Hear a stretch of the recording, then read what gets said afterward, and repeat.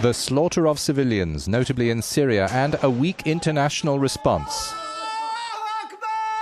These are among the key notes in the latest annual review of more than 90 countries by Human Rights Watch. The worst surge in abuses noted in the World Report 2015 centers on the extremist group ISIL, or self-proclaimed Islamic State. Terrorizing populations to flee in its offensive to recarve the region's borders, the militants have enslaved, raped and forcibly married women and girls in Iraq and beheaded journalists and aid workers there and in Syria and Algeria. But Human Rights Watch says international indifference to the Islamists paved the way for them, along with abusive sectarian policies of the Iraqi and Syrian governments and by the security vacuum left by the US invasion of Iraq.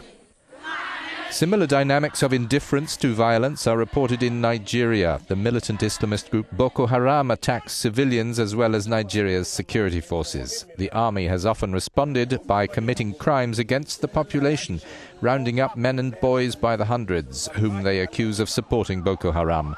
Evidence even points to executions and the Nigerian military engaging more in destruction than in protection, says Human Rights Watch. The war in eastern Ukraine also devastated civilians. Some 1/4 of the deaths in the conflict between Russia-backed rebels and Ukrainian government forces have been of civilians, with hundreds of thousands internally displaced in Ukraine and many others fleeing to Russia. Human Rights Watch cites the use of rockets in residential areas and indiscriminate cluster munitions, saying that all sides to the conflict have violated the laws of war.